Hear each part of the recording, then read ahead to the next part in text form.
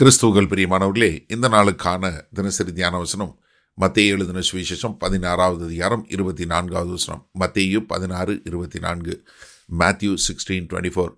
அப்பொழுது இயேசு தம்முடைய சீஷர்களை நோக்கி, ஒருவன் என்னை பின்பற்றி வர விரும்பினால் அவன் தன்னைத்தான் வெறுத்து தன் சிலுவையை எடுத்துக்கொண்டு என்னை பின்பற்ற கடவன். இப்போ பேதுருக்கு மாத்திரமல்ல, ஒரு சீஷனாய் இருக்கிறவன் எப்படி இருக்க வேண்டும் என்பதை குறித்து கர்த்தராய் இயேசு கிறிஸ்து சொல்லிக் கொடுக்கிறார். ஏன்னா அவருடைய அழைப்பு, சீஷர்களாக இருக்கிறது அழைப்பு என்னென்னா, ஒருத்தன் முதல்ல தன்னை வெறுக்கணும், ரெண்டாவது சிலுவையை எடுத்துக்கொள்ளணும், மூன்றாவது அவரை பின்பற்றணும். இது எண்ணங்களில் மாத்திரம் இல்லை, ஒவ்வொரு நாளும் தன்னுடைய வாழ்க்கையில் தேவனுக்கென்று சரணடைந்து அவருக்கு கீழ்ப்படியக்கூடிய காரியமாக. ஏன்னா அது இதனுடைய ஒத்த பகுதி லூக்கா 9வது அதிகாரம் 23வது சொல்லும்போது என்ன சொல்கிறாரு, அனுதினமும் சிலுவையை எடுத்துக்கொண்டு. இது ரொம்ப முக்கியமான ஒரு காரியம். எப்பயோ ஒரு தடவை சிலுவை எடுக்கிறது இல்லை, அனுதினமும் ஒவ்வொரு நாளும்.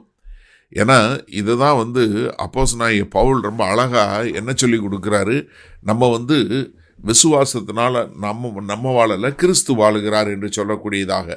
கலாத்தியர் 2:20 சொல்லும் என்ன சொல்கிறாரு, நான் கிறிஸ்துவுடனே கூட சிலுவையில் அறையப்பட்டேன், ஆயிலும் பிழைத்திருக்கிறேன், பிழைத்திருப்பது நான் அல்ல, யாரு, கிறிஸ்துவே எனக்குள் பிழைத்திருக்கிறார். அதனால தான் ரோமருக்கு எழுதும்போது என்ன சொல்கிறாரு, நீங்கள் என்ன பண்ணுங்க, உங்களுடைய சரீரங்களை என்ன ஒரு ஜீவ பலியாக ஒப்பு கொடுங்கள். என்ன, உங்களுடைய சரீரத்தை ஒரு ஜீவ பலியாக, ஒவ்வொரு நாளும் ஜீவ பலியாக ஒப்பு கொடுங்கள் என்று சொல்லக்கூடியது. இதை முன்னாடியே சொல்லும்போது மத்தேயு 10வது அதிகாரம் 37 வசனத்தில், தகப்பனையாவது தாயையாவது என்னிலும் அதிகமாய் நேசிக்கிறவன் எனக்கு பாத்திரன் அல்ல, மகனையாவது மகளையாவலும் என்னிலும் அதிகமாய் நேசிக்கிறவன் எனக்கு பாத்திரன் அல்ல, தன் சிலுவையை எடுத்துக்கொண்டு என்னை பின்பற்றாதவன் எனக்கு பாத்திரன் அல்ல. அப்போ என்னன்னா, நீங்கள் உங்களை நீங்களே வெறுக்கணும் அப்படின்னு சொல்கிறது என்ன சொல்கிறாரு, அதாவது நீங்கள் உங்ககிட்ட என்னுடைய வாழ்க்கையினுடைய மொத்த கண்ட்ரோலும் நான் தான், என்னுடைய கட்டுப்பாட்டுக்குள் இருக்கிறது என்று இல்லாதபடி நீங்கள் என்ன பண்ணணும், உங்களுடைய மொத்த கட்டுப்பாட்டையும் தேவனுக்கு கொடுக்கக்கூடியதாக இருக்கிறதா உங்களை நீங்களே வெறுக்கிறது.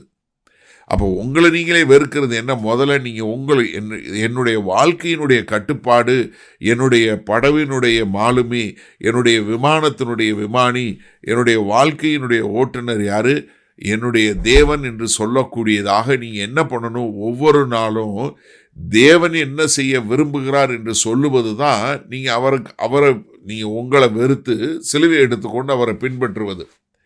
ஏன்னா ஏன்னா உங்களை வெறுக்கணும் அப்படின்னு சொல்லும்போது என்ன, ஒவ்வொரு நாளும் உங்களுடைய வசதி, உங்களுடைய காரியங்களை பார்க்காம என்ன, கர்த்தருக்கென்று நான் ஒரு சரணடைந்து அவருக்கென்று கீழ்ப்படிந்து வாழ வேண்டும் என்று சொல்லக்கூடிய ஒரு வாழ்க்கை. சரி, இந்த நாளில் இந்த வசனத்தை நம்ம எப்படி எடுத்துக்கொள்வது? இப்போ நீங்கள் உங்களுடைய கட்டுப்பாட்டில் உங்கள் வாழ்க்கை இல்லாமல் இருக்கணும் அப்படின்னு சொன்னால், ஒவ்வொரு நாளும் ஒவ்வொரு சிந்தையும் உங்களுக்கு எப்படி இருக்கணும், என்னைய கர்த்தர் என்ன செய்ய விரும்புகிறார், நான் இன்னைக்கு என்ன செய்ய விரும்புகிறார் என்று சொல்லக்கூடிய ஒரு கேள்வி உங்ககிட்ட இருக்கா? அடுத்து சிலுவையை எடுக்கணுங்கிறார் இல்லையா? அப்போ என்ன, அது ஒரு வெட்கப்பட வேண்டியது, ஒரு பாடுபட வேண்டியது. அப்போ நம்மளை என்ன சொல்ல வர்றாரு, கர்த்தருக்கென்று நம்ம பாடு அனுபவிக்கக்கூடியதா, மற்றவர்கள் நம்மளை வெறுக்கக்கூடியதா, ஆனால் அதே சமயத்தில் நாம் கர்த்தருக்கு கீழ்ப்படியக்கூடிய மக்களாக இருக்கிறது. இது லகுவான காரியம் கிடையாது. நமக்கு ஒரு விலைக்கிரயம் செலுத்தக்கூடியதாக இப்படி இருக்கக்கூடியது இருக்கணும். அப்போ அவரை பின்பற்றி வாழ்வது, ஒவ்வொரு நாளும் அவரை பின்பற்றி வாழ்வது, கர்த்தராகிய இயேசு கிறிஸ்து நடந்தது போல நாமும் நடக்க வேண்டும். 1 யோவான் 2:6 ரொம்ப அழகாக சொல்கிறாரு. எப்படி அவர் ஒரு மனம் உருக்கம் உள்ளவராய், ஒரு தைரியம் உள்ளவராய், தேவனுக்கு தன்னுடைய வாழ்க்கையை ஒப்பு கொடுத்தவராய், பாடுகள் அனுபவிக்கிறவராய், கர்த்தருடைய சித்தத்தை நிறைவேற்றுகிறவராய். அப்போ நம்மளுடைய ஒவ்வொரு நாளும் நம்முடைய வாழ்க்கை மாறிக்கொண்டே இருக்க வேண்டும்.